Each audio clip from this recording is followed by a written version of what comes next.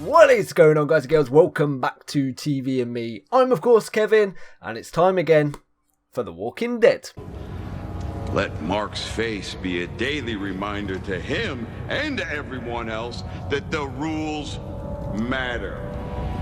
I hope that we all learn something today, because I don't ever want to have to do that again. Oh, I bet you fucking do. You enjoy it. What is this dickhead doing? You know it's something snaky. Oh, he's trying to get a crossbow. And it best not be to kill Rick, because if he even attempts to kill Rick... No. I asked you to make me a bullet. You said yes. So make me a bullet. You're right, I said yes. I've analyzed this top to bottom. It doesn't matter if you're stealthy, snappy, gun, or knifey. Abraham was right. They have the numbers. It's ballgame unless we put together a finishing move for a force of many along with the man in charge. A single bullet ain't gonna do it. Best case, maybe you take him out. Then make me a bullet. Somebody has to pay the price. From all we've seen, it's not a lock. You'll be the one. You owe me, and you owe him. And if there's a price, I'll pay it. But don't you tell me no. Thing is, you won't pay the price. Somebody else will. Anything. You don't do anything. You're a coward. And you're weak. So for once, do something useful. Why haven't you killed me? Or my dad? Or Daryl? Daryl is going to make a good soldier for me. Your dad, he's already getting me great stuff. You, on the other hand, you know I can't let you go. So, do I kill you? Iron your face? Chop off your arm? Tell me. You should jump out the window to save me the trouble of killing you.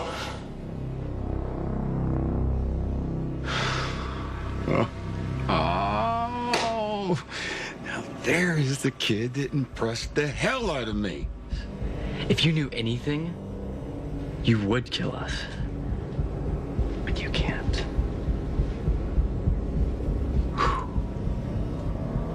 Maybe you're right.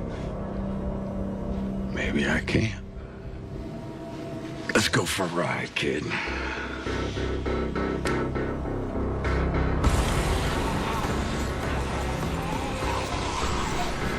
Why do I get the feeling... Well, there's Jesus. At least he's okay. But why do I get the feeling Carl is doing all this shit and he's not the one that's going to pay the price? I feel like someone from Alexandria is. Or Daryl.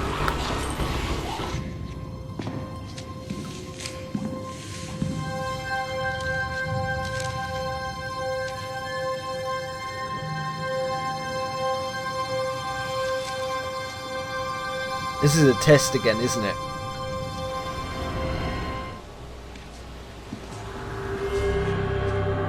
Oh, Michonne. Drop it. Take me to Negan. Fuck me. How many people are going to Negan? I thought Michonne would be smarter than that as well. It's not going to be as simple as assassinating him. Start it up, let's go. Where's Rick? I'm Don't care. Where's Rick? Out scavenging for you. I am sorry for having been so rude to you just now. And it looks like I'm going to be here for a while, awaiting your fearless leader's return. And if you'd like, I think it would be enjoyable to screw your brains out. I mean, if, you're agreeable to it.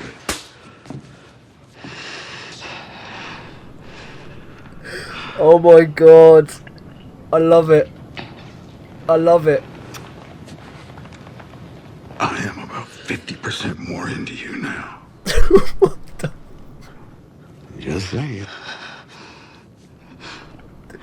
Oh my god. Fuck you, Negan. All right, well, I'm just gonna put my feet up and wait for my stuff to get here. Oh, it's just a water heater. Are you serious, kid? Come on. Oh, Judith. Oh, my. Fuck you, Negan. Don't you dare. Look at this little angel.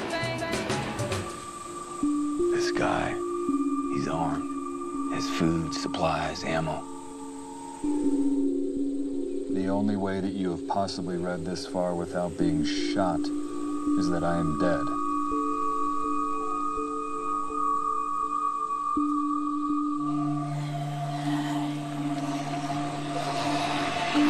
Looks like he protected his supplies. Looks like they're still protected. Today and only today, right? Yeah.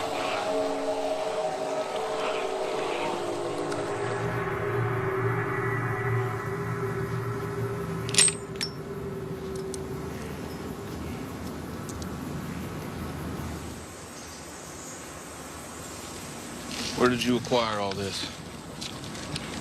Latin. It's a pain in the ass class. My mom said that pain would be useful someday. It's a list of caches from a dead guy with a plan. You're just gonna give it all to them. That's what Rick wants us to do, right? That's what I'm gonna do. I'm gonna do more than that. Doesn't realise Negan is already there. They're here. He's here. Assassination attempt number 2. I might just have to stay here. You know, I was thinking about what you said earlier, Carl. Maybe it is stupid keeping you and your dad alive. I mean, why am I trying so hard? Maybe I should just bury you both down in one of those flower beds. Huh? I could just settle into the suburbs. What do you think about that?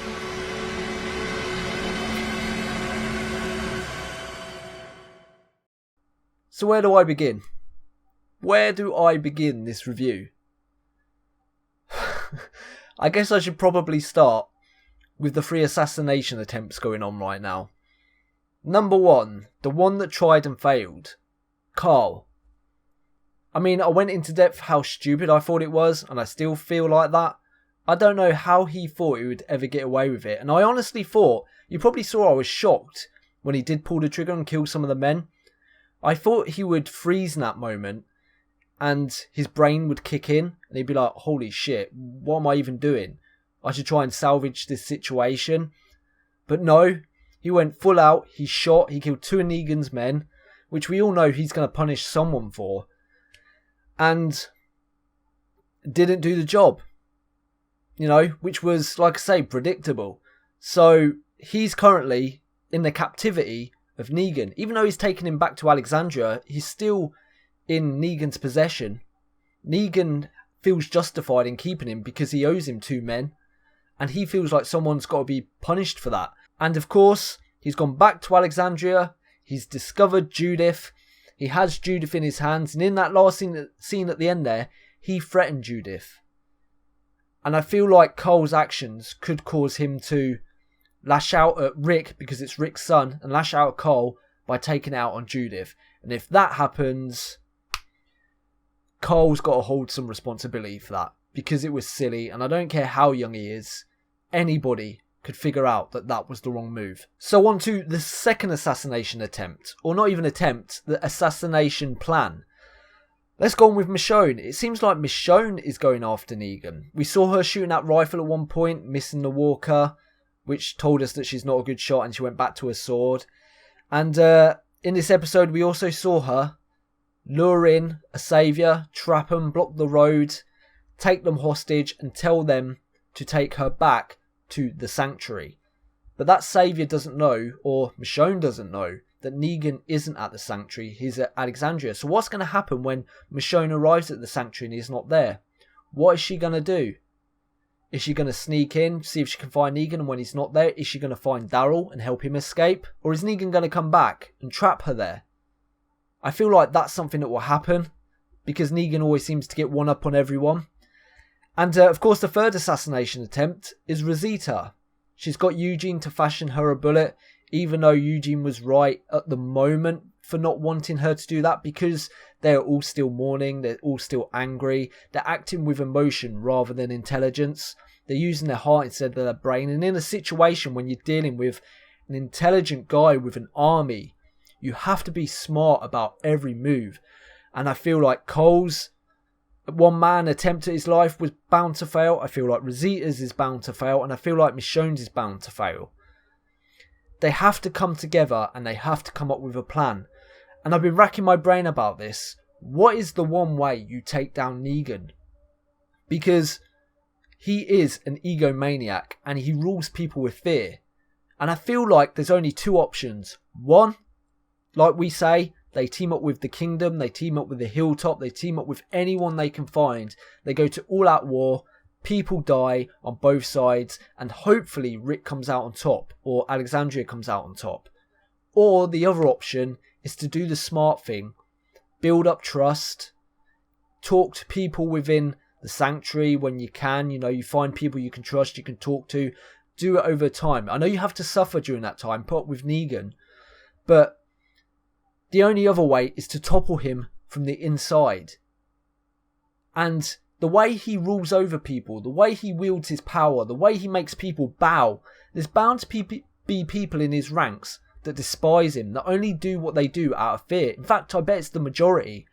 I'm sure he encircles himself with people that, he trusts. Those people he treats well because he doesn't want them turning on him and killing him. But beyond that, he's got a whole army that I think with the right persuasion, with the right point of view, and the right leader can turn everyone against Negan. Because, like I say, he's an egomaniac. He loves torturing people. He says he doesn't like doing it, but you can see in his face he loves it. He loves every moment of it.